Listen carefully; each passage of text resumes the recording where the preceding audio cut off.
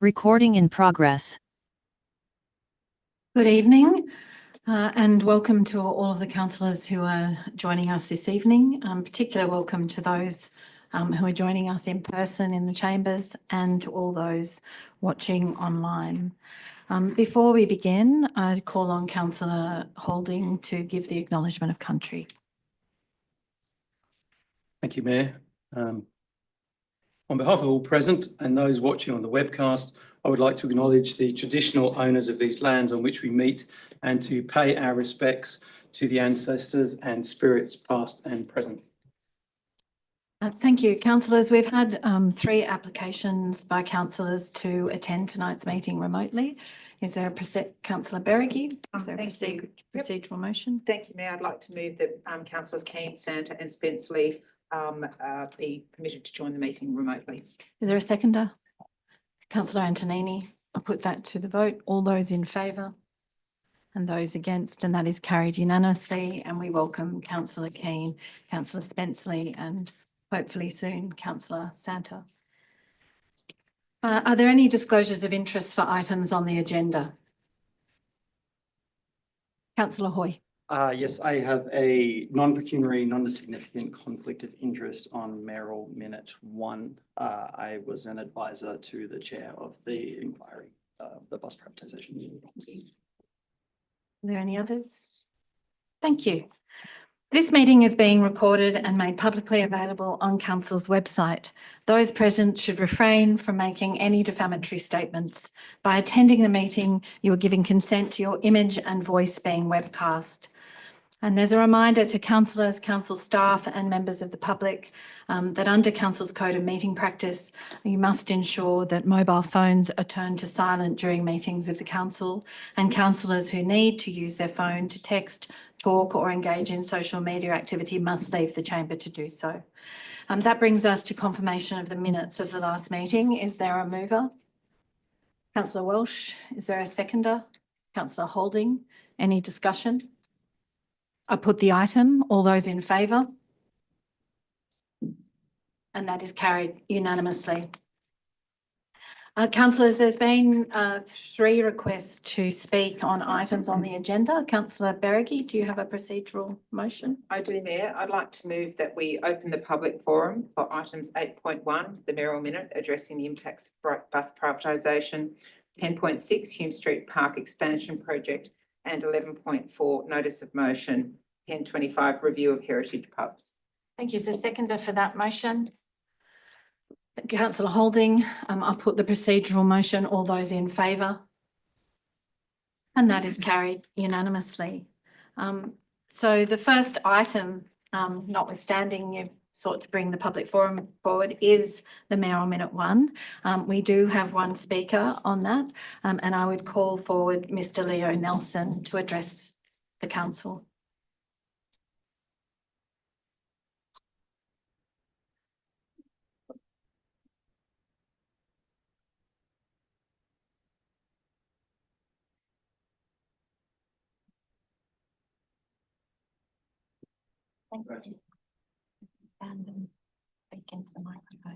Thank you very much. Councillors, catching the bus is a part of who we are as citizens of North Sydney. As someone who has proudly caught the bus many times from Neutral Bay, I have never been less than impressed with the standard of services until they were sold off by the former Liberal government.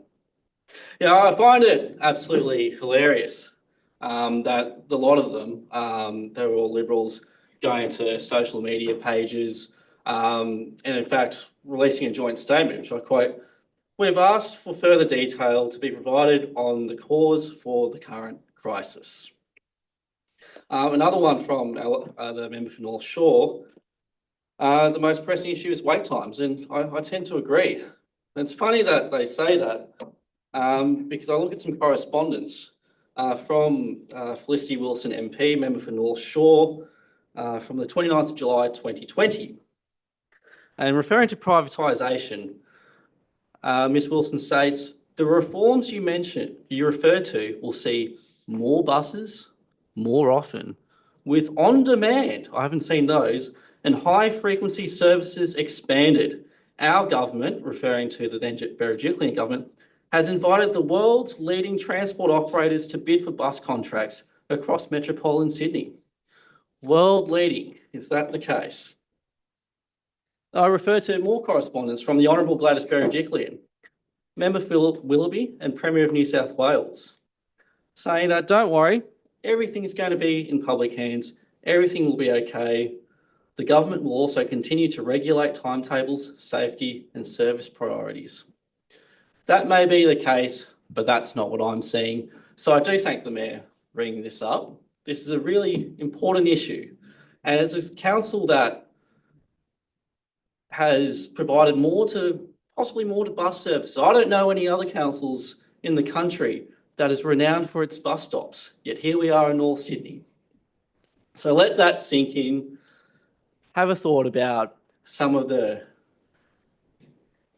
lies. Well, I wouldn't call them lies. Maybe the omissions being made by some of your local state MPs, and think about the long-term impacts of privatisation and what that could mean for other services that are currently in public hands that could be sold off. Not necessarily state services, but council services, local infrastructure that everyone uses, everyone enjoys until it's gone, and then you have a bunch of people coming to council meetings saying, "I told you so." Thank you. Thank you. Are there any questions of the speaker? No, thank you very much. So councillors, that does bring us to the item, the mayoral minute. I was moved to bring this motion because we're once again, it's been an ongoing crisis since the privatisation, but it seems that as our population increases, the crisis with our local bus services just intensifies. And certainly in recent months, there are people in Camaray with queues along Miller Street. There are people in Neutral Bay, there are people in Cremorne who are unable to access their bus services for whatever reason, whether it's to go to school, whether it's to go to work, whether it's to attend a medical appointment.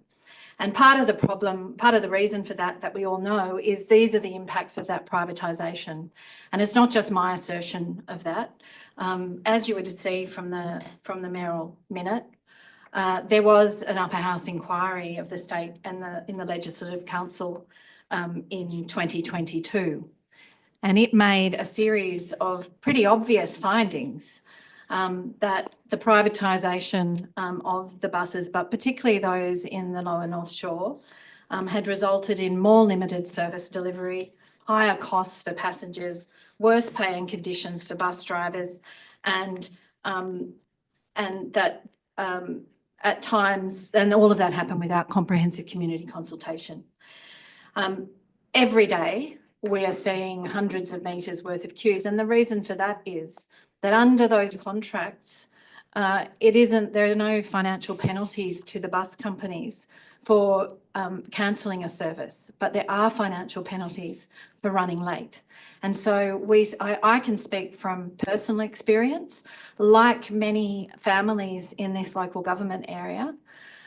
My daughter was in the catchment for Mossman High, and that's notwithstanding that we lived within 1.5 kilometres of the doors of Camaragal.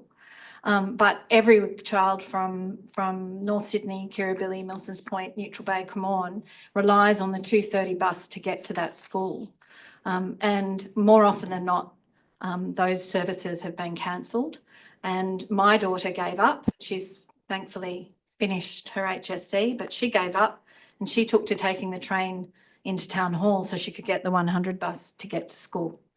And I know that's just one person's anecdotal evidence, but we can say that over and over and over again because that is the experience of residents, workers and students in our local government area. And that is why I have moved that we note the impacts of that privatisation and that council seek an urgent minister with the Minister for Transport and Roads the Honourable John Graham, seeking immediate action to implement the recommendations of that upper house inquiry into the privatisation of the bus services, increase services on the Lower North Shore network to meet current commuter demand and to address the delays and queues, but also to review the number of services in the context of that increasing demand for public transport from localities such as Cremorne, Neutral Bay and Camaray that are solely served by bus services. And they have only in the last 2 weeks been the subject of the mid-rise reforms. They will be providing significantly increased numbers of dwellings, and those new residents will be solely reliant on these bus services. And so for all those reasons, I'd urge you to support the motion. Are there any speakers? Councillor Welsh. Thank you, Madam Mayor. Yes, in 2021, I, with some Labour colleagues, stood in front of our state MP's office with a placard that read, "Your local bus service is at risk. The New South Wales government is privatising Sydney's buses. Privatisation means fewer routes, fewer bus stops, and late buses." Our state MP had no interest in speaking with us or sending out a representative to hear our concerns. Someone did come out and take our photos, but wouldn't explain why. At the time, we were warning of the very real consequences that we are now experiencing. The reality has turned out to be even worse than anticipated. Not just late buses, but no buses at all. Services canceled without notice. Buses so overcrowded that they drive past waiting passengers, and entire routes cut, leaving many in our community stranded on a regular basis. Public transport is the lifeblood of our community. It connects people to work, education, healthcare, and social activities. When services are unreliable or inaccessible, it is our most vulnerable residents, seniors, students, people with disabilities, and low-income workers who are hit the hardest. As a council, we must continue to advocate for a public transport system that serves the needs of our community, not the interests of private operators. We must push for the restoration of services and a commitment to ensuring that our public transport system returns to public hands. I support the recommendation. Are there any other speakers? Councillor Carr. Thank you, Madam Mayor. I agree, first of all, that the whole situation with the buses and the huge number of commuters trying to get to the city the last few weeks have been an absolute disgrace. However, I would like to put on record that the issue is firmly a matter for the New South Wales government. As a local government body, we can't do anything to fix it other than lobby the government for a change. I would like to recommend a change to the recommendations to ask that point 1 of the minute is deleted as it is irrelevant to the matter at hand. If my fellow councillors elect to retain it, then I request that council minutes acknowledge the fact that our local MP has lobbied the current New South Wales government on this matter, and the government has done nothing about it. Thank you. Thank you. Are there any other speakers? Councillor. I'd like to speak. Councillor Keane. I agree. I have witnessed queues all around Neutral Bay, Watson Street, Wickham Road the last few weeks. It's really a dire situation. But the Minister did spend taxpayers' money on a bus inquiry, and there are no more buses or drivers, and services have been cut badly here, particularly in North Sydney. Our local member, as Councillor Carr just mentioned, Felicity Wilson, has been advocating to the Minister regarding the issues facing North Sydney. Madam Mayor, I have a couple of questions for you. Who will be attending the meeting with the Minister? And can you contact Felicity Wilson to receive an update on her current discussions, please? Well, the convention, when council seeks a meeting with the Minister, is that the Mayor and the relevant council staff go. Okay. And to the point for Felicity Wilson, sorry, Madam Mayor. Well, what is your question? Will she be updated? Is she, like the rest of our community, will be aware of what's in the minutes?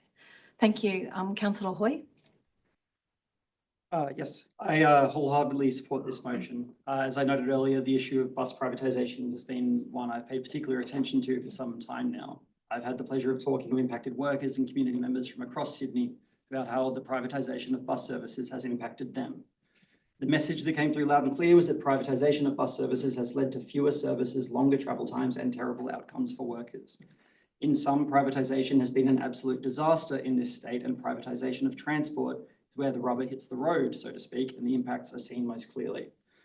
Whether it's the privatisation of our roads, resulting in the most heavily tolled city in the world, the outsourcing of rail assets to Tahi, or the systematic transfer of our bus services to impersonal multinational corporations, the people of this state and the residents in our community have directly paid the price of the Liberal National Government's obsession with privatisation. For the sake of a short-term sugar hit to the budget, they sold the public out and trapped us into restrictive contracts that will take years to unpick. Privatisation of these services has always been fundamentally unfair. It was always a naked attempt at union busting and undermining wages and conditions that resulted in drivers working alongside each other on totally separate contracts with vastly different wages and conditions. At every turn, successive governments have made it harder for transport workers in this state.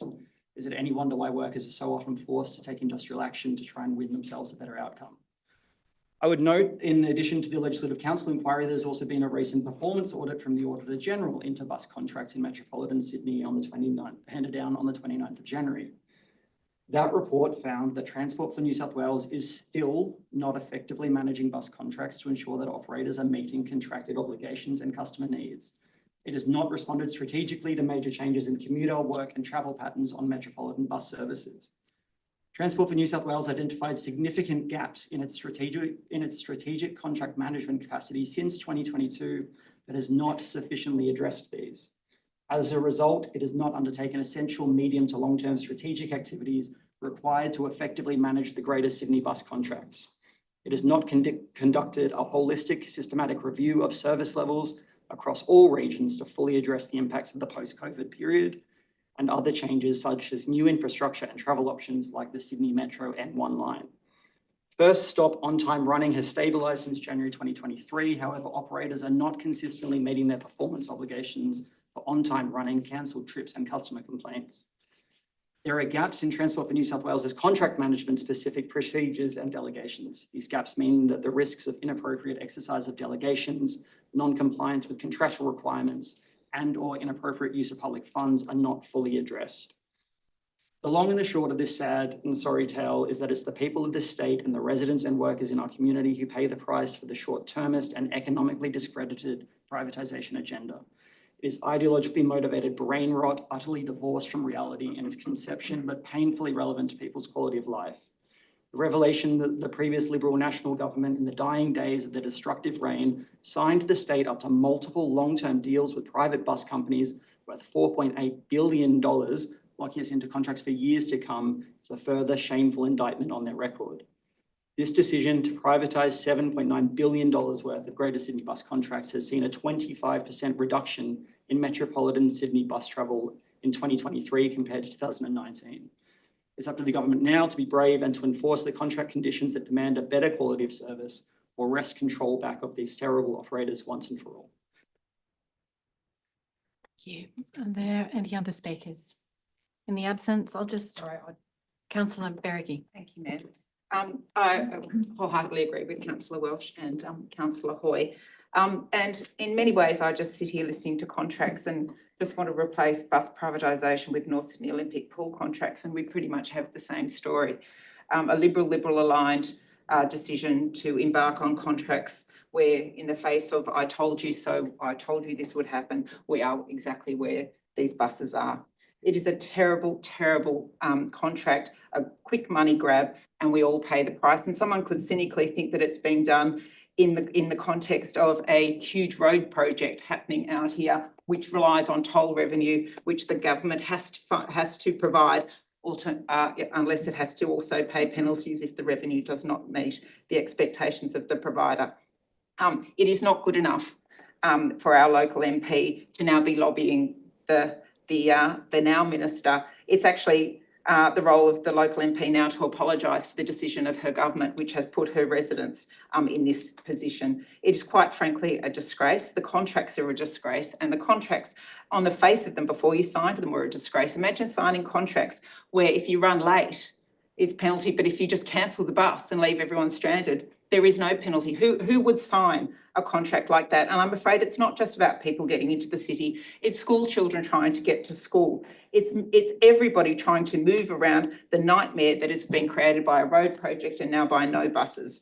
It is just unacceptable. And quite frankly, this is times where we need to bypass our local MPs who are just there opposing something that they supported in government. They don't have the ear of the government. Everybody has called the council because just having roundtables and meetings is not going to solve the problem. And I hope you do get this meeting sooner rather than later, Mayor, because our residents are really at their wits' end. If there are no other speakers, I will briefly speak before I put the motion.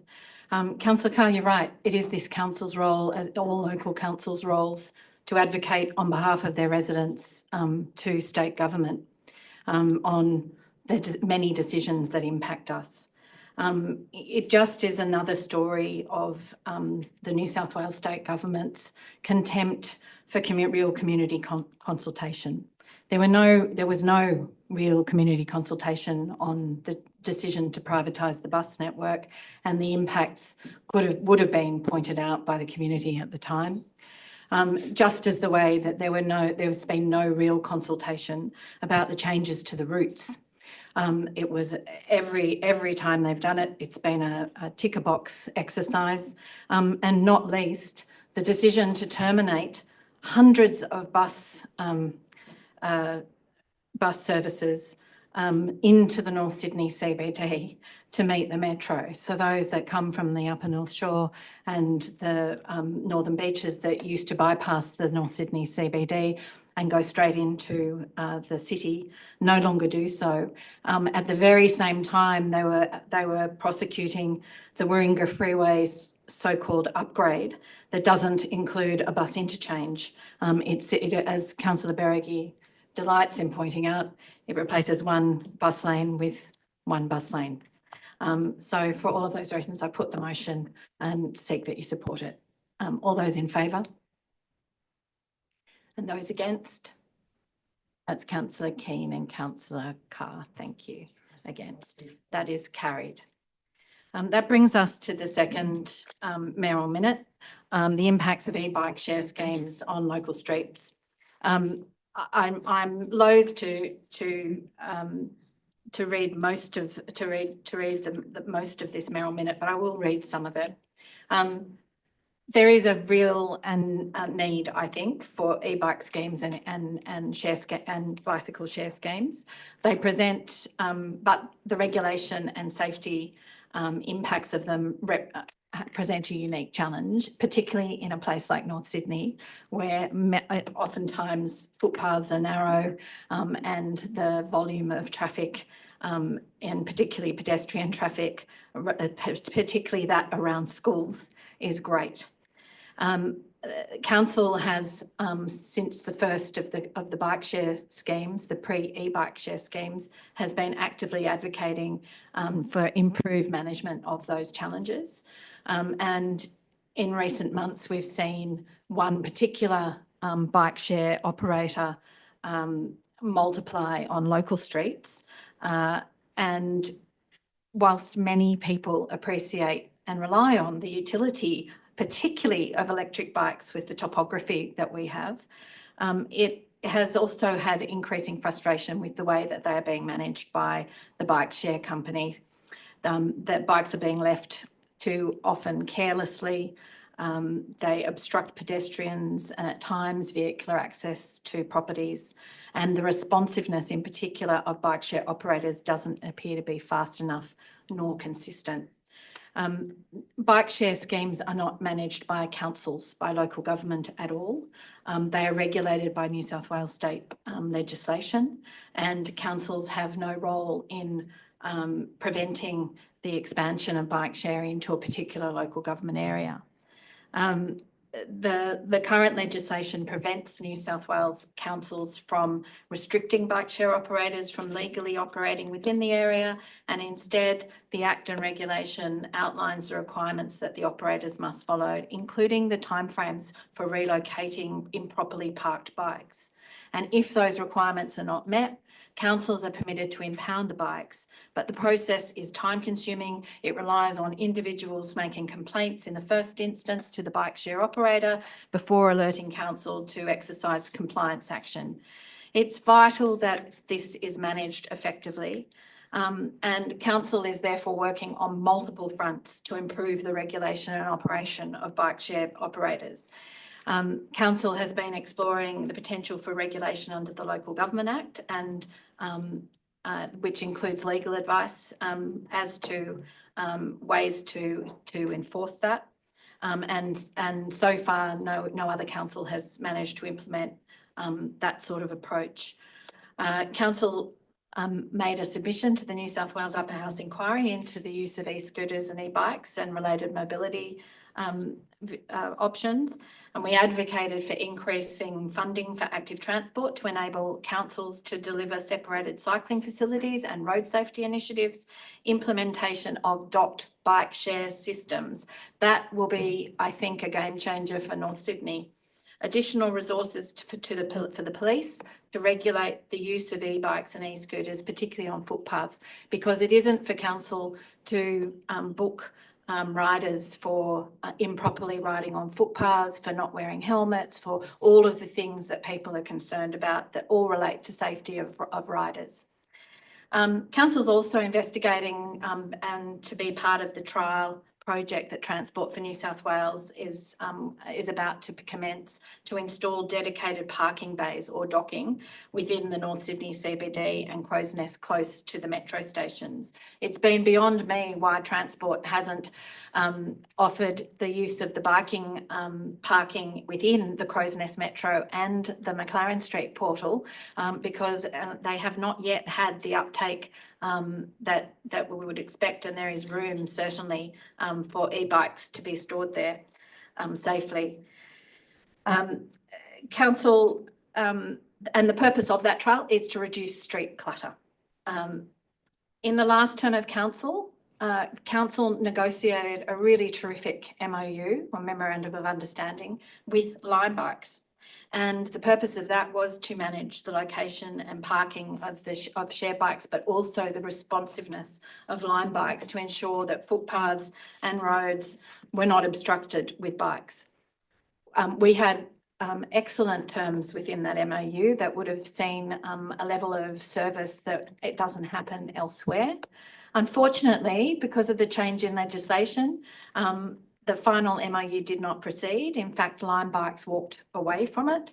And I think that was due in part because there was no requirement for collaboration between bike share operations and councils prior to expansion into a local government area. However, no doubt Lime Bikes has been overwhelmed with complaints and concerns, and they have recently approached council seeking to revive that Memorandum of Understanding to address those operational issues and the bike clutter on local streets. And so that is why I'm moving that council continue to lobby the Minister for Transport and Roads to address regulation of bike and scooter share schemes to prioritise pedestrian safety and access and bike and e-scooter clutter. And that council seek to revive that Memorandum of Understanding with Lime Bikes to improve the e-bike clutter on local streets. Are there any, Councillor Welsh? Thank you, Madam Mayor.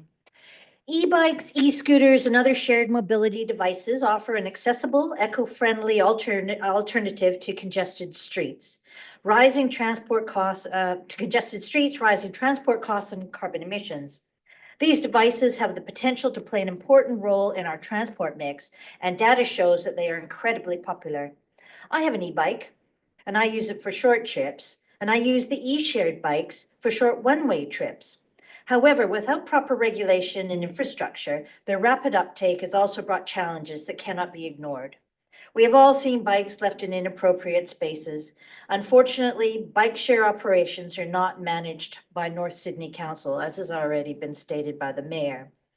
Local councils, including ours, have been left to deal with the consequences from managing community complaints to negotiating contracts with operators individually. This fragmented approach is unsustainable. The good news is that solutions are within reach. Other jurisdictions have shown that e-mobility can be successfully integrated into the transport network with appropriate safeguards. The New South Wales government has taken some positive initial steps, including plans to legalize e-scooters, regulate devices and batteries, update road rules, and invest in new cycleways. These measures are steps in the right direction, but they must be part of a broader coordinated strategy. We need statewide standards that ensure safety, accessibility, and effective enforcement. And again, we need the state government to invest more money into separated cycleways. We need a centralized approach to working with shared mobility operators rather than leaving councils to navigate this complex space alone. And most importantly, we need a forward-thinking, comprehensive plan that allows us to embrace the benefits of e-mobility while addressing the legitimate concerns of our community. Our council is advocating for a proactive approach, one that balances innovation with responsibility. As has already been stated in the mayoral minute, council is working on multiple fronts to improve the regulation and operation of e-bike operators, including investigating a trial to participate in a project with Transport for New South Wales to install dedicated parking bays within the North Sydney CBD and Crow's Nest. I also understand the importance of the need for flexibility in e-bike parking so that commuters are able to use e-bikes for the last couple of kilometers from the station to the home. I know the City of Sydney are looking at using no stopping zones as potential e-bike parking. By working together, we can make e-mobility a safe, sustainable, and an integrated part of our transport future. I support the recommendation. Are there any other speakers? Councillor Keane, then Councillor Santa. Just a question for you, Madam Mayor. What's the time frame have you got for the MOU?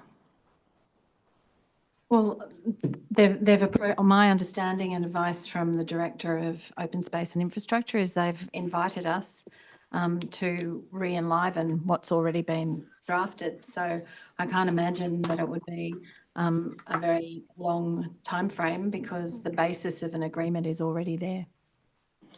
I'm just thinking that if you can go for longer for the MOU, that would be preferable. Oh, So you don't have to mean keep for the renewing. time? You mean the time that it lasts? Well, Yes. that would be a matter for us to go back as part of the negotiation with a re-enlivened MOU, and it would be up to us as to what we thought was acceptable. Yep. Yeah. Thanks. Councillor Santa. Thank you, Madam Mayor. I've lived in a city, Brisbane, which has had bike share for years, with required parking of bikes in fixed parking stations, which exclusively terminate the payment for the bike usage. In that city, the system works because a vital component is the existence of fixed stations where the bikes must be parked before the credit card account for each user of the bike can be concluded. This means that the bikes are not dumped anywhere in the street, but are safely stored away from high-use pedestrian areas so that they do not impede footpaths. I've had extensive consultation with residents who sent me photos and complained about dump bikes. And when I pointed out that a system can exist and does exist in Brisbane, which effectively solves that problem, they've agreed with that approach. So we should call on the state government to introduce the same controls here, and so I support the motion. Thank you, Councillor Santa. Are there any other speakers? Councillor Hoy. Yes, just very briefly, I just wanted to support the motion and say that the real problem with e-bike sharing is the lack of infrastructure and the lack of government regulation. Platforms like Lime are not that dissimilar to Uber when they first entered the market.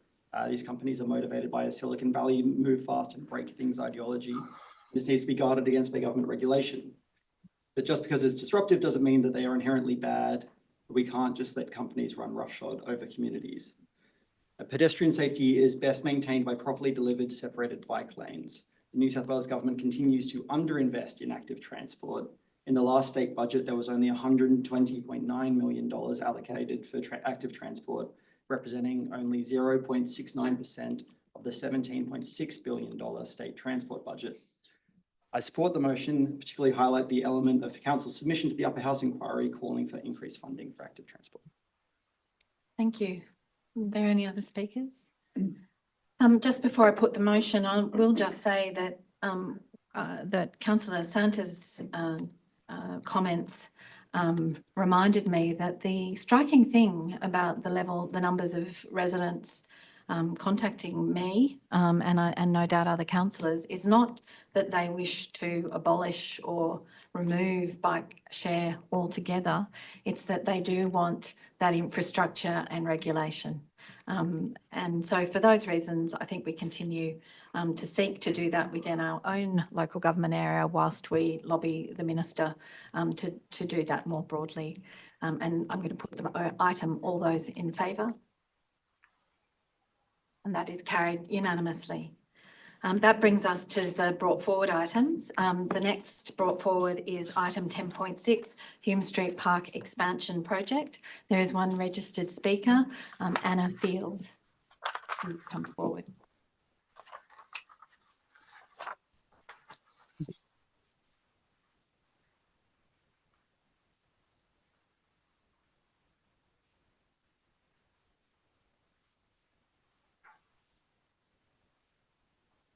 You, Mayor and councillors. My name is Anna Field. I'm a parent of two little girls, one currently at Kelly's Place Centre and one a recent school leaver. I'm also a volunteer, member of the Management Committee. This is Katie Newton, our Centre Director. I am speaking on behalf of the Kelly's Place community. We decided to have just one speaker tonight. We are here this evening along with the parents in the chamber and staff, I note, in relation to the item 10.6, Hume Street Park Expansion Project. The agenda item recommending the demolition of Kelly's Place for the Stage 2 Hume Street Park advises of the possible relocation of Kelly's Place if a suitable alternative can be found. As background, Kelly's Place is a community-run, non-for-profit, long day care centre that has been operating for almost 40 years. It provides space for 38 children from 3 months to 5 years. It was established in partnership with North Sydney Council in 1988, and it has been successfully run by a dedicated volunteer parent community supported by passionate staff who care immensely about the children and the community they serve. We at Kelly's Place, along with our educators, are committed to providing the highest quality education and care for all children of all abilities. In recognition of this, in February this year, we received an exceeding rating in the National Quality Standard following our assessment and ratings. Over the last almost 40 years, we have, together with Council, supported over 2,000 children and their families. And Kelly's Place looks forward to doing this for the next 40 years and beyond. We've been aware of the potential relocation of Kelly's Place due to the development of Hume Street Park since 2012 and have had productive discussions about our relocation since that time. Over the years, we have worked in partnership with Council and are generally supportive of the planned park to provide additional green space for the community. In 2015, designs were even prepared by Council for the new Kelly's Place within the Stage 3 Hume Street Park. In 2021, in a Council meeting on Hume Street Park progress, item 8.6, Council resolved that a further report be put to Council advising of plans and associated costs for the potential relocation of Kelly's Place. Despite awaiting the outcome and recommendations of this report, over the last 4 years, various council-owned and other privately owned sites have been discussed.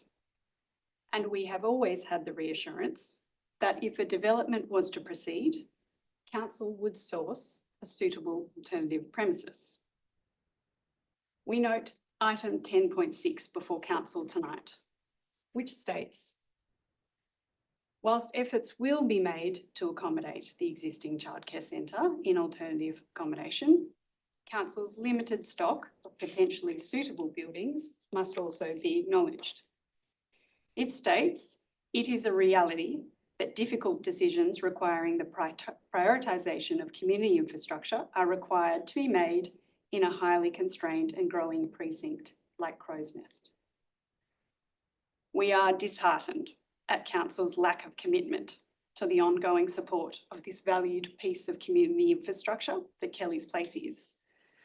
And while the state government imposed significant uplift in these transport-oriented developments, and there is a need for expanded open space to support it, it should not and cannot be the grounds for removal of other essential and existing valued community infrastructure which already serves the community. It's your 3 minutes, but I'll allow you an extension. We highlight council's existing family and services strategy, which clearly states in its 9 priority actions to work with Kelly's Place Children's Centres Board to manage the impacts arising out of Crow's Nest, St Leonard's Metro development. North Sydney Council has always generously supported Kelly's Place and its families through the provision of peppercorn rent, long leases and open communication and passionate support. We therefore hope that Council continues its partnership with us in the relocation of Kelly's Place. With Council's support, the community can have both new open space and much needed affordable childcare. We request Council to resolve in item 10.6 to include a firm commitment to an alternative location for Kelly's Place as part of the Hume Street project. Furthermore, that Kelly's Place Management Committee requests to see the outcome of the report to Council advising of plans and associated costs for the potential relocation. Following the outcome of these, we hope to continue our positive engagement with Council as you search for a suitable relocation site. Thank you very much. Thank you. Are there any questions? No. Thank you very much. Thank you. Councillors, is there a mover? Councillor Berrigan. Thank you, Mayor. I'd like to move the recommendation with a number 5, or. Well, I've prepared a number 5. Okay. So if you're prepared to take it on, it's that council continue to work with Kelly's Place to facilitate relocation to an alternative location. And the reason that I'm going to put that, but if you would take it on, and I'll second your motion, is that notwithstanding the comments in the council report, that resolution of council from 2021 stands, and the recommendation does not override that, but I think it's important to make a statement that that commitment continues. I'll second your. Thank you, Mayor. Thank you for coming up to speak to council. I think reports like this can be quite confronting. A lot of what is going on in our local government area is confronting. It's unknown. It's challenging. I don't know how we're going to cope with all of the new density, with the lack of infrastructure that we've got, not just childcare infrastructure, but hospitals, schools, roads, water, sewerage, the list goes on. However, it is committed and remains committed to working with Kelly's Place to find an alternative location, and nothing that is before council nor in the report should have you in any doubt that council's commitment remains. Are there any other speakers? In the absence, Councillor Keane. Thank you, Mayor. Thank you, Ms Field, for coming and speaking this evening. I am also very supportive of finding a alternative for Kelly's Place to a new site. I've also been a chair of a community preschool, and I know how important preschools and the community are to our local area. And I acknowledge, Ms Field, the rating that you received. That's a very high standard. So just basically from my point of view, I would do support Kelly's Place going to a new site. We've heard from Ms Field, our preschool places are at a premium, and it's not the time to be demolishing the building and not providing a solution. Thank you. Are there any other speakers? Before I give you your right of reply, I'd just like to briefly speak. I'd echo the statement that Councillor Berrigie has made, but equally I'm, as a long-term ward councillor and actually the mover of the first motion in 2011 to do the planning for new open space and new community infrastructure in Crow's Nest. Extremely pleased that we are once again, as a council, putting our reiterating our commitment to the delivery of new open space. We do have a commitment to, of course, relocate, to work with Kelly's Place to facilitate relocation to a different location. But equally, those families using Kelly's Place are, like everybody else in our local government area, in dire need of additional open space, not least with the tsunami of density that has been already planned and then recently with the accelerated Todd precinct expanded beyond imagination in this part of our local government area.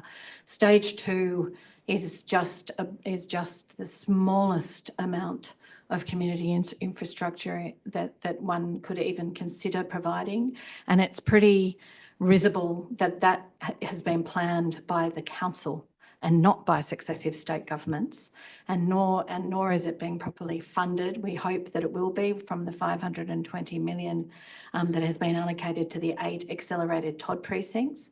But basically, this state government's commitment is 1 park per precinct. Really, we know that we need stage 2 and stage 3 to even hit the sides of the need within our community.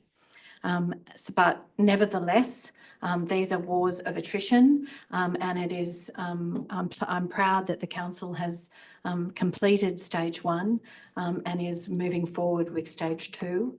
And being an eternal optimist, we will continue to fight for the funding from the state government for stage 3, which could see not just new open space, but new sport and recreation and community facilities within that. And surely the 6,683 new dwellings under the 2036 plan, joined by the more than 3,000 new dwellings under the accelerated Todd, could use exactly that. So if they give you a right of reply. Thank you, Mayor. Thank you, Mayor, and thank you again to the speakers. It is really important that council does start to allocate a budget to work towards what this is going to look like in this very, very quickly and rapidly changing situation with accelerated Todds, a 2036 plan that's already underway, and infrastructure that is stretched to beyond capacity. The only thing council can do is have plans in place so that when the money does arrive at various stages in election cycles, we can take it and deliver something for our community. Like you, I too was a president of a community childcare centre. I was the president of McMahon's Point Occasional Childcare Centre for many years. And I know the love and the hours that go into running a community centre, pretty much on a piece of string and a bit of glue. And the love that you have for the community that you serve. So I really do thank you for coming up and just reminding us all again that this is all about community. And we, like the Mayor has said, this doesn't take away from our commitment to working with Kelly's Place to find a new place, but we're going to have to be working with a lot of people to be finding new lots of everything over the next few years. Yeah, I'll put the item, all those in favour? And that is carried unanimously. Thank you all for your participation this evening. There's one more brought forward item, 11.4, the notice of motion review of heritage pubs from Councillor Holding. There's a nominated speaker, Fiona Gracie. Does not appear to be here. Mayor, if I may, did actually get a late email from Ms Gracie saying she was unavoidably detained. Okay, in which case I call on you to put your motion. It's still brought forward. Thank you, Mayor. Yes, I would like to move my motion. There is some additional wording which I've already sent to our minute taker, which is I just included the word and stakeholders on point 2. So on point 2 of the motion, instead of saying interested pub proprietors, it's interested pub proprietors and stakeholders. So just a small wording change. Is there a seconder for the, seconded by councillor Beregi? So you speak to your motion. Thank you. Thanks, Mayor. First of all, I would actually just like to acknowledge the work undertaken by Miss Gracie and the Cremorne Conservation Group in this area, which has helped inform aspects of this motion. Pubs are often in key locations, and our LGA is no exception. In fact, I can't think of three more centrally located to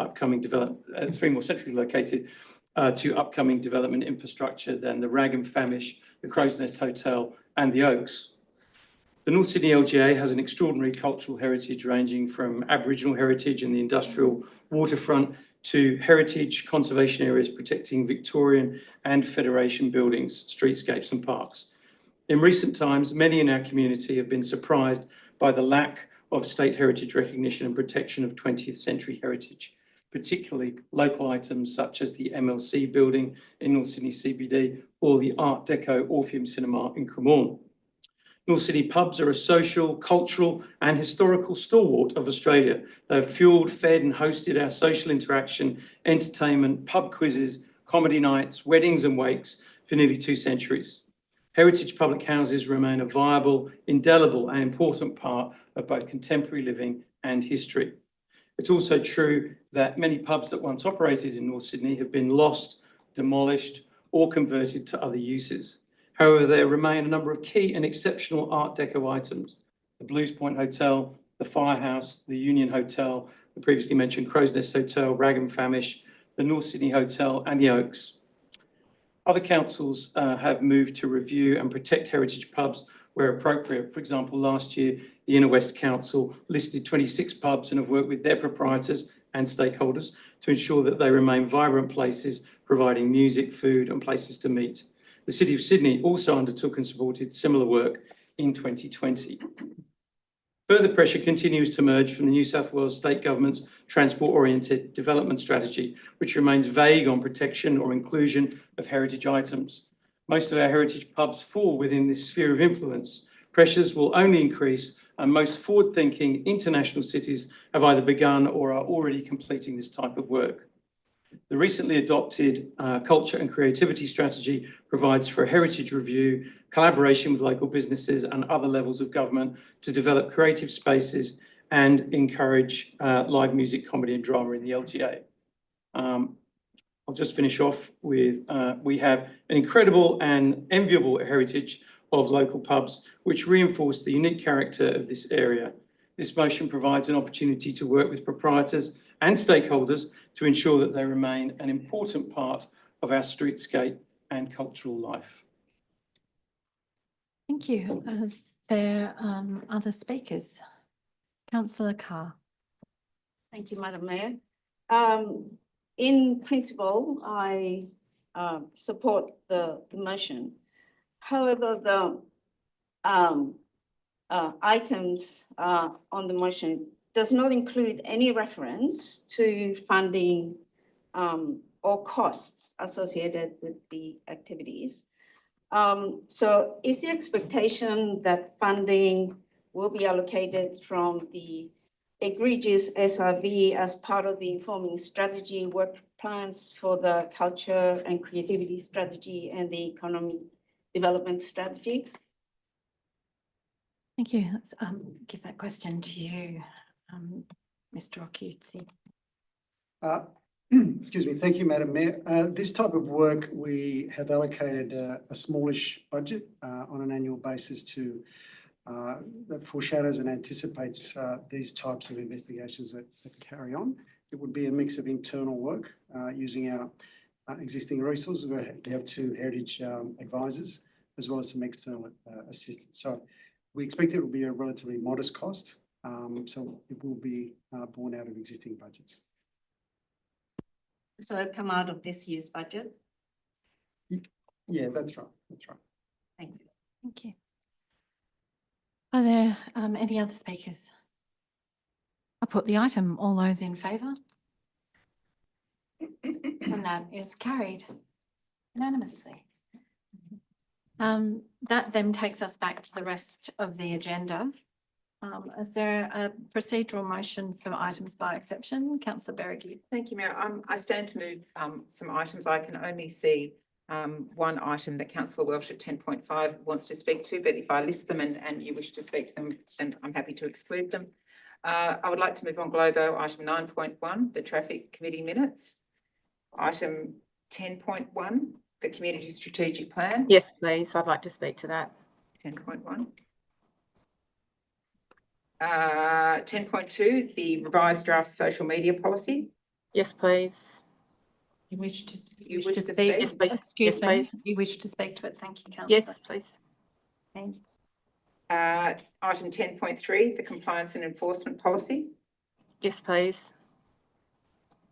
Perhaps it'd be easier if councillor Keane told us what you don't wish to speak to.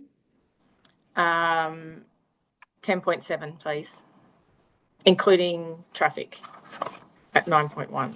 So there are two items you don't wish to speak to, and they're 9.1 and 10.7. Correct. I'll Okay. move those on Globo, Madam Mayor. Thank you. Is there a seconder for that procedural motion? Councillor Holding, put the two items. All those in favour? And that is carried. For those watching at home, that means the recommendations in those reports have been adopted by council. That brings us to 10.1, the draft community strategic plan. Is there a mover? Councillor Berrigan. Madam Mayor, I'll move the recommendation. Is there a seconder? Councillor Holding. Do you wish to speak? I'll save my right. Right of reply. Councillor Keane. Thank you, Madam Mayor. Once again, councillors, we are considering the informing strategies as a part of the community strategic plan, the 146 million that was allocated through the outrageous proposed 87% rate rise. I cannot simply support this when our residents are going to struggle with the proposed rate increase. Please consider your vote tonight and think of the North Sydney residents and their capacity to pay. Through our own community engagement survey, our community overwhelmingly opposed the informing strategies at 78%. I repeat myself, these are a nice to have, put them on hold for a year, financially recover rather than making our residents pay. Council can still develop the strategic plan under the legislation without these expensive informing strategies. The legislation states, as per your report, that council must review the community strategic plan before 30 June in the year following an ordinary election. And the council may endorse the existing plan or develop and endorse a new community strategic plan as appropriate to ensure that the area has its community strategic plan covering at least the next 10 years. We already have a community strategic plan. Why are we not reviewing the existing document rather than the informing strategies? If this passes tonight, I urge the North Sydney residents to complete Have Your Say between the 12th of March and the 9th of April. Thank you. Councillor Carr. Thank you, Madam Mayor. I would like to, first of all, acknowledge the enormous effort by the staff to pull this together. I do have a fundamental issue with the community strategic plan. According to the flow chart that all of us have seen, the community strategic plan sits at the top of flow chart. Could you move your paper away from that? Thank you. And the way I read the documents is that the community strategic plan should drive the development of the informing strategies, followed by the delivery program, the long-term financial plan, and the resource strategy. It seems to me, though, that the whole community consultation process, developing the informing strategies, so on and so forth, and developing the rationale for the egregious SRV is false and designed to arrive at predetermined results. It is an absolute disgrace that the first step in the IP&R process is only going out for consultation now. It is a foregone conclusion, I guess, as it helps to tick the boxes. Thank you. Thank you. Could you turn off your microphone, please? Councillor Santa. Thank you, Madam Mayor. I support the motion because this process we're undertaking demonstrates that with the Have Your Say program, at last we now have a council which shows that it is consulting with the community and obtaining the community's consent to ensure that it genuinely delivers the services the community needs from its local government. I support the motion. Thank you. Are there any other speakers? Are you going to exercise your right of reply? If you are, I'm just going to quickly speak. I'm astounded once again, the utter ignorance that is being displayed about the informing strategies. Firstly, they have already been adopted.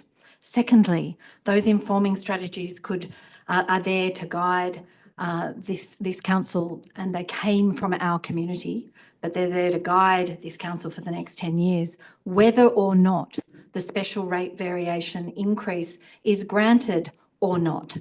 There are plans in there, if the SRV is granted, that could be funded into those 10 years.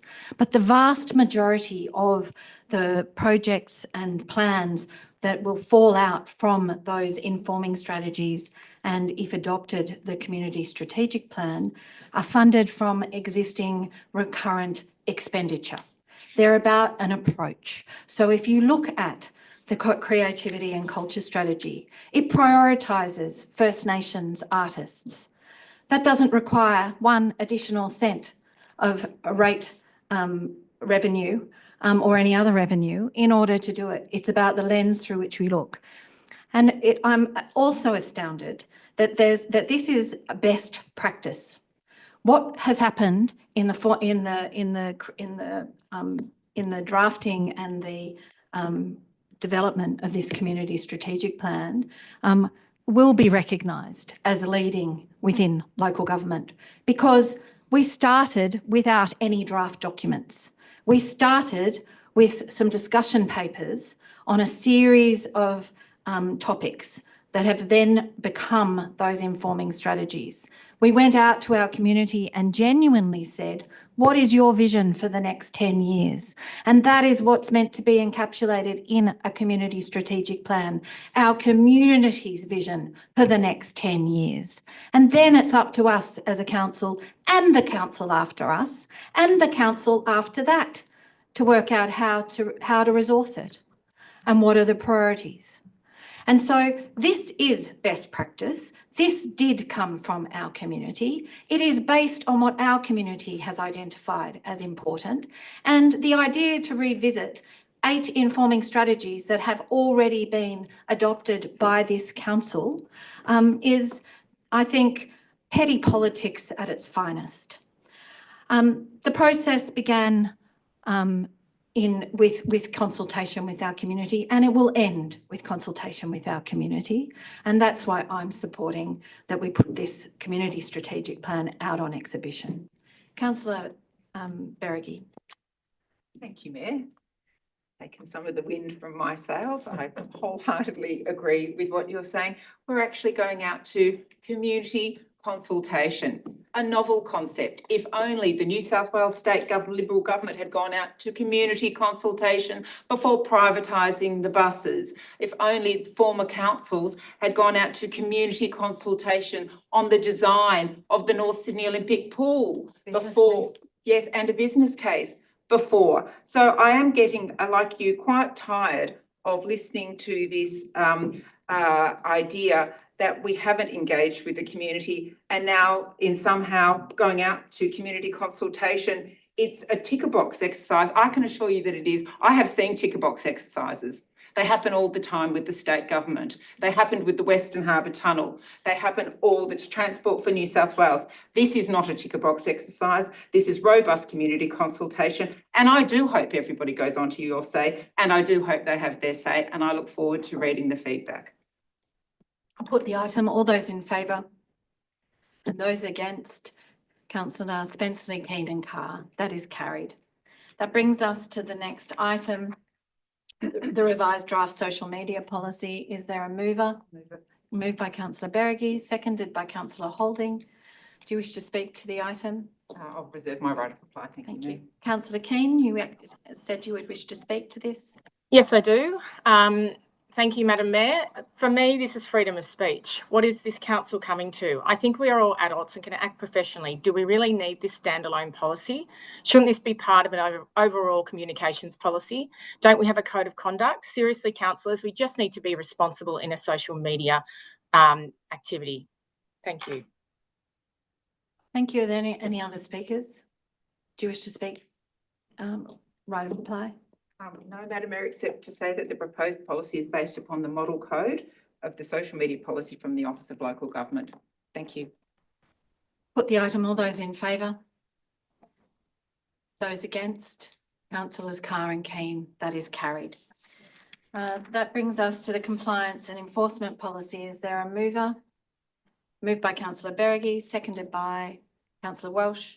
Councillor Keane, you indicated you wish to speak to it. Yes, I just want to pull out some of the obligations. So we have a legal obligation to update and review our compliance and enforcement policy based on our current legislation and New South Wales Ombudsman recommendations. The draft compliance and enforcement policy will achieve and maintain minimum standards for the operational duties, functions and responsibilities of officers involved in enforcing and resolving all compliance activities. I urge North Sydney residents to review this policy and demonstrate their democratic right and have their say whilst it's on public exhibition. Thank you. Is there any other speakers? Do you wish to exercise right of reply? I'll put the item. All those in favour? Those against? That is carried unanimously. Brings us to North Sydney Local Planning Panel report. Is there a mover? I have a motion. Moved by a motion from Councillor Beregi, yes. Which I've sent in to our governance team. I'll just have a number 2.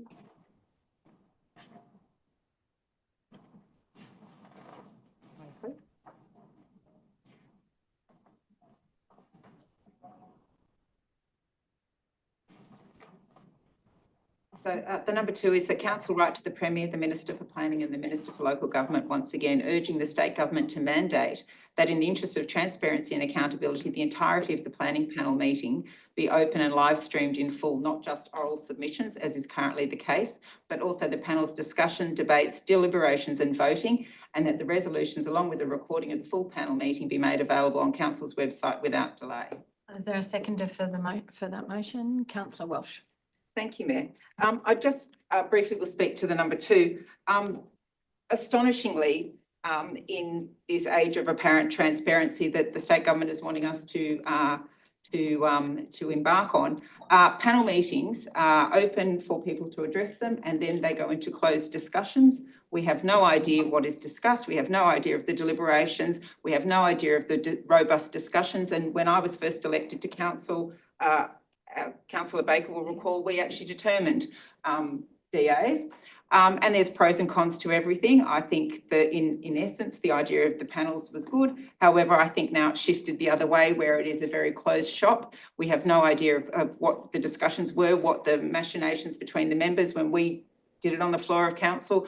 Not only did the residents and objectors come up and look at you in the eye and stood there while you voted, but you had to stand there and you had to vote and you had to provide reasonings for your voting. And that is how you operate in open and transparent government. The panels have now moved to something which I believe is less than transparent and it lacks integrity because the applicants and objectors have no idea what is being discussed and the questions that they are asking of council staff. I just before closing, I would just have a question to the director, and please take it on notice if you need. How much does council spend a year on planning panels? I will certainly take that on notice. I'm not sure. Just clarifying, council pay for planning panels. That's right. Yeah. So it's an additional cost, a state government, a state government mandated cost for panels, and it is council funded. So again, another cost shift, but I look forward to that number. Thank you. Thank you. There, Councillor Welsh. Oh, I just want to say I absolutely concur with Councillor Beregi. I think this is an excellent addition to increase the transparency and accountability of our planning panel, something that certainly I'm sure the public will really appreciate as well. Thank you. Are there any other speakers? Councillor Keane. Through you, Madam Mayor, there is a large pool of panellists for the planning panel. Now, from the report, it looks like 2 panelists from the expert panelists have never been called to the planning panel. Can I ask you through Madam Mayor as to how the actual selection of panelists occurs to attend the meetings, and why has only part of the panel been invited by the looks of it? That's just from the report. Through you, Madam Mayor. Excuse me. There is indeed a large number of panelists, and as the report notes, they often work, they're caught up with teaching responsibilities and other commitments. So we sometimes have to ring around to find people that are actually available. And we do try and spread the level of participation. So there's the availability, but also conflicts of interest. A lot of people do work here in the Sydney region, and you know the pool is somewhat small, and so we find that often there are conflicts of interest which strike people out. So whilst we do try and move the participation around, it's not always possible to give everybody a Guernsey. Okay. Thank you. Thank you. Councillor Holding. Yeah, just very briefly, I just wanted to congratulate Councillor Berry on that excellent addition. I think the number 2 really adds a great deal to the motion, and I support it. Is there any other speakers? I would just ask a quick question of the director. The report identifies that just 8 of the DAs resulted in about 15 weeks worth of delays in DA times. And my understanding is that they are not counted because they're before the panel. There's no provision for that within the state government's league table calculations. Is that correct? Yeah, that's indeed correct. And we are working on an additional report for the next council meeting that will go into a little bit more detail about delays associated with the planning panel, not only the local planning panel, but the regional planning panel. And indeed, those matters, when they're deferred, add days to our league table results. So a deferral by either a local planning panel or a regional planning panel in particular, where the scale of development is much bigger, there tends to be a much more accommodating approach to get some of these bigger applications across the line, which costs North Sydney Council time on the league table. Thank you. If there are no other speakers, do you wish to exercise right of? I will just briefly, I was going to bring up exactly the same issue. And so effectively, Director, what you're saying is that it costs North Sydney twice, because it costs us to pay the panel to then come back and review the decision again and again and again, and it costs North Sydney again because we have it slated against us as the number of days of determination of a DA, when it's actually the panel doing the determination, which we're paying for, and we bear the costs on both sides. I support the motion. Thank you. I'll put the item. All those in favour? And that is carried unanimously. That brings us to 10.5, the DA's approved quarterly report. Councillor Welsh, do you wish to move the I move the recommendation. And seconded by Councillor Antonini. Do you wish to speak? Yes, thank you, Mayor. Okay, council development application processing times are not good enough. While council has made significant progress in reducing these times, they are still not where they need to be. At the end of Q2, the average DA determination time as derived from the New South Wales League Table stood at 147 days. This is a marked improvement from the previous years, where processing times average 207 and 196 days. However, despite this progress, council remains above the ministerial direction target of 115 days. This means there is still work to be done to ensure council meets the expectations set by the minister and the community. I know council staff remain committed to achieving this goal by implementing systematic improvements. I am confident that the measures outlined in the report, including the introduction of an integrated dashboard, the review of the North Sydney Development Control Plan, and the refinement of the clearinghouse and design review panel processes, will continue to drive positive change. Additionally, the recent introduction of a limit on requests for information and the ongoing focus on reducing older applications are crucial steps in streamlining the DA process. These improvements will not only help council meet the 15-day target, but will also provide greater transparency and efficiency for applicants and the broader community. While challenges remain, I believe council is on the right track. With continued focus and commitment, council will ensure that North Sydney's planning system is both efficient and responsive to the needs of our residents and businesses. I support the recommendation. Thank you. Is there any other speakers? Councillor Keane. Thank you, Madam Mayor. I had a look at the league table and it looks like council has dropped, and in January it was an average of 154 days to assess DAs. I really feel resources need to be allocated to support the planning team. I do acknowledge the participation in the pilot program as a good first step. Thank you. Are there any other speakers? Councillor Carr. I have a question actually for you, Madam Mayor, to the director. Under the heading of financial resource implications, I note that it says it should be noted that localized improvement on to council's development assessment and associated systems, so on and so forth.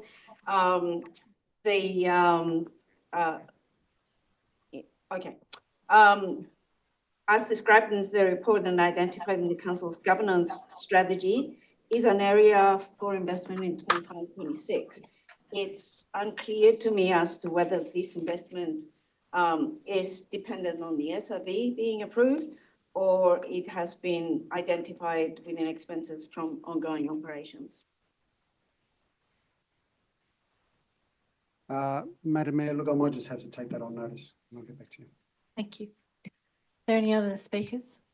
I'll put the item. All those in favour? Those against? That's carried unanimously. That brings us to the notices of motion. Notice of motion 11.1, dogs in pubs. Is there a mover? Councillor Carr. Yep. And seconded by Councillor Keane. Do you wish to speak to it, Councillor Carr? This is a motion basically. A lot of I wasn't prepared to speak to it, but that's okay. A number of residents have contacted us to complain that a number of establishments are not accepting dogs, and council officers are occasionally giving fines. So basically this motion is really to request a report from the Chief Executive on the issue of the permissibility of pet dogs in licensed premises in the council area, including clarifying what the current legal requirements are, how many complaints council has received in relation to dogs, any enforcement, how much enforcement action has been taken by council, and details if there is any flexibility, relevant minister requesting that any laws or regulations that prohibit dogs in licensed premises be reviewed with a view to permitting pet dogs in pubs and bars. But of course, at the absolute discretion of the premises owners or licensees, and subject to any conditions they choose to put in place. A number of pub owners have welcomed this motion. A lot of residents are very interested in this motion and are very supportive. And so I put this forward. Thank you, Councillor Carr. Could you, Councillor Keane?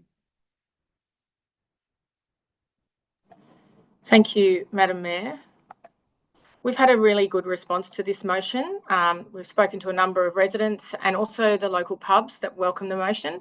It's as Councillor Carr mentioned, it's about enabling the business owner to make their own decisions. And I would actually like to acknowledge Mossman Collective, who ran a poll last week and got 89% support. So councillors, I urge you to vote for this motion. Thank you, Councillor Keane. Councillor Berrigan. Thank you, Mayor. Before I speak, I just have a question for the director. I've been on council since 2012 and I have never had anybody ask me about dogs in pubs at all. I don't know where this is coming from, but how many complaints have council ever had? You can take it on notice, or you may know. Through you, Madam Mayor, I actually had a look when this notice of motion was first drafted and put on the agenda, and there were, according to our records at least, 3 complaints. One was an anonymous complaint, the other 2 were not. The first one was back in 2022, and the last one was in August of 2024, and they were all related to the Blues Point Hotel. I can't tell you exactly what the nature of those complaints and issues were, but they're not huge numbers. May I ask a question? How many fines have been issued by council? There's an assertion that council rangers are fining people for this. Look, I'll have to take that on notice, Madam Mayor, but given this reasonably low number of complaints, I imagine that it's not a huge number, but I'll take that on notice. Councillor Berrigan. Thank you, Mayor. I can't support this. I'm not going to be asking council staff to be investigating an issue which I've never heard of in over 10 years of being on council, and which really doesn't seem to be much of council's interest. It's really up to the publican to decide what they would like to do, and I have no interest in having council in that sphere. Publicans can decide whether they want to have dogs on their premises, and wasting what I perceive to be wasting council's time and efforts on an issue which is not an issue is not something that I can support. Are there any other speakers? Madam Mayor, I would like to speak. Well, you've spoken. You spoke. You've had your Yes. turn on this Can I have item. another? Can I speak again? But no, council, that's not how our code of meeting practice applies. It was moved by councillor Carr. She has a right of reply. Are there any other speakers? Councillor Hoy. Yes, actually, I also had, I guess, a question or potentially an amendment. I'm not sure. My understanding is that the Companion Animals Act is currently under review already, so I'm not sure how that would interact with point 3. Maybe suggest that, or maybe just an amendment that council note that the Companion Animals Act is currently being reviewed, and we await the outcome of that. But dogs in pubs are cool, and I support that idea. I like dogs in pubs. I like dogs. I like pubs. So are you formally moving an amendment and the amendment is that council note that the Companion Animals Act is currently under review, and defer any consideration until the review is complete.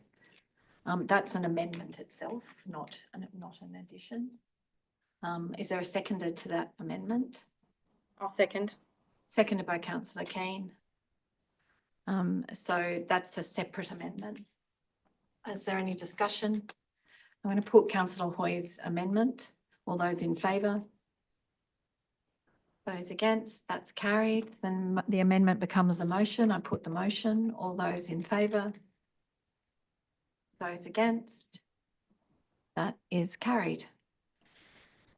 That brings us to the 11.2, notice of motion 825, proposal to change the mode of mayor selection for popularly elected system. Councillor Keane. Move it. I'll move it. Moved by councillor Keane, seconded by councillor Carr. Councillor Keane. Thank you. I would like to speak to this. It's the democratic right of the North Sydney residents to elect their mayor, not the councillors. Most of our surrounding councils elect their mayor. I voted for the mayor to be elected from the floor in the last term of council in the hope it would provide a democratic and fair process rather than having a publicly elected mayor. However, this doesn't seem to be the case for our council. The outrageous rate rise was an example. I came into that meeting on the 10th of February hoping that my fellow councillors would hear from the North Sydney residents and listen to them. They were worried, and hundreds of residents attended, and you voted for the rate rise. This is going to impact our residents in a cost of living crisis. So on that note, I say bring back the publicly elected mayor. My question to you, councillors, is why do you oppose the residents of North Sydney the right to choose their mayor? Thank you. Are there other speakers?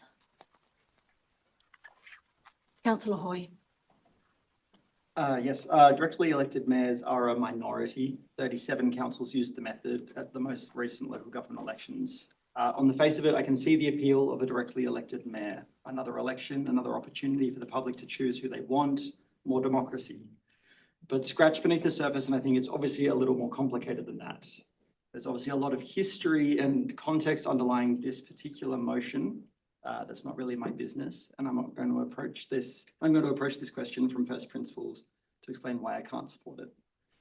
We were all elected here through a democratic process to represent our constituents and their will to then deliberate on issues and to decide the collective will of the council. This is how parliamentary democracies work. Proportional representation like we have in council encourages multi-party democracy, not just majoritarian rule through the two entrenched political parties. A mayor that is directly elected is at odds with multi-party democracy. It deprives smaller parties and independents and their voters from having ongoing influence over that position once their preferences are distributed. Because we use optional preferential voting, when there are a larger number of mayoral candidates, the winner can get elected with less than a majority of the vote. This means a directly elected mayor can represent a smaller share of the electorate than a mayor who has been chosen by a majority elected by proportional representation. I also think that it is through this that we all take responsibility and accountability for the mayor's decisions. For a directly elected mayor could just go off and act in an unrestrained and unaccountable way, and there would be no recourse for the council to restrain them, and also no responsibility on the council for putting them in that position to misbehave in the first place. By assuming responsibility for appointing the mayor, we are also jointly responsible for the direction of the council through the figurehead of the mayor. This is a far preferable situation rather than one where councillors could wipe their hands of an issue and say, I didn't elect them, don't look at me. Also, the desire to bring us closer to a more presidential style system through direct election belies the fact that in New South Wales, executive power is invested in the general manager or the CEO, not the mayor. The mayor's actual powers are mostly limited to chairing council meetings and exercising and casting votes. Other than that, most powers and privileges are primarily in being a spokesperson and ceremonial figurehead of the council. It doesn't seem to make sense to me to want to have a situation where potentially a directly elected mayor might not have the support of the council. And I don't think that it is a desirable situation or the most democratic or accountable, and I can't support the motion. Thank you. Councillor Santa, you seem to have frozen with your hand raised, so I can't tell if that means you wish to speak. No, okay, right. Are there any other speakers? Councillor Carr. Thank you, Madam Mayor. I would support what Councillor Keane has said. In addition, I'd like to say that our motion really seeks to revert to the system that has been in operation in North Sydney for a very long time, except for the last two mayoral council elections. So this is not a new system for North Sydney. I think the people of North Sydney have always voted for their mayor, and we're just giving them back that right to do so again. Thank you. Thank you. Any other speakers? Councillor Berge. Thank you, Mayor. I'll just briefly speak to oppose this motion. Having served on a council where the directly elected mayor did not have the support of council, is an issue that is real. And in many cases, you'll find that councils that have found themselves on the wrong side of an inquiry or administration have a directly elected mayor. I also am very concerned that we have a motion being proposed by our Liberal councillors that incurs huge costs. The costs of a referendum question are not insignificant. It also asks for additional cost for another councillor in perpetuity. And it's not just the stipend, it's the cost of training, it's the cost of everything else that is the onboarding of another councillor. And having railed against costs, this motion seems to be completely opposite to what we've been hearing about restraining costs. So for all the reasons that have been explained here and a cost, I won't be supporting this motion.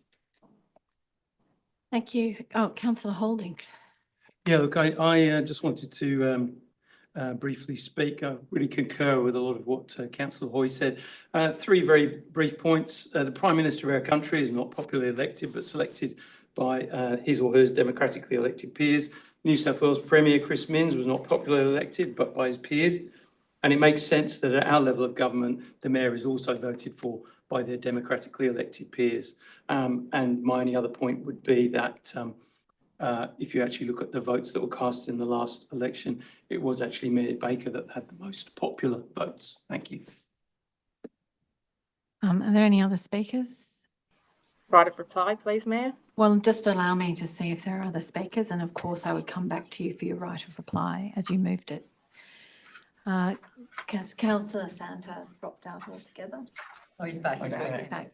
Councillor Santa, your hand is raised. Do you wish to speak?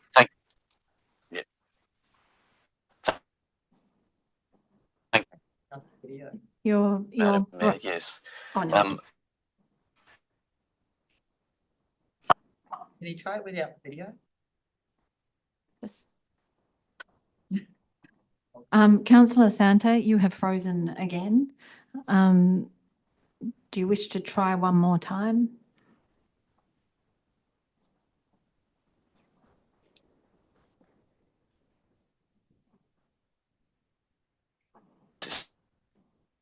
Councillor Santa?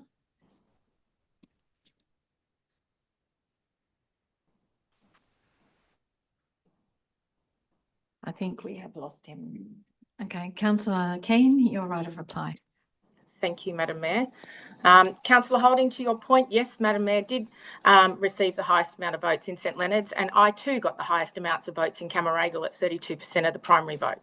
I stand by a publicly elected mayor. I too, Councillor Berrigy, have served under two councils, the other with a publicly elected mayor and a mayor elected from the floor. So I put this recommendation to you, councillors, and I urge you to support it. Thank you. I'll put the item. All those in favour? Councillor Carr? Those against? Yes. And that is lost. Councillors Keane, Carr and Spencer-Lee for.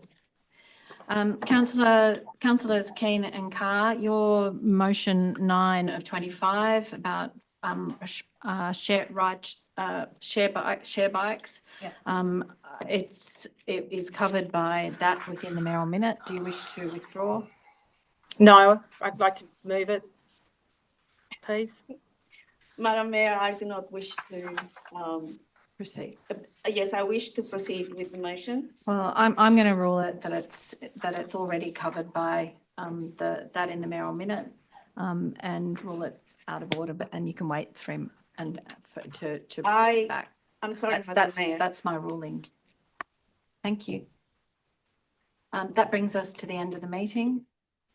Then the close of the meeting, and we'll be back here in 2 weeks' time. Thank you.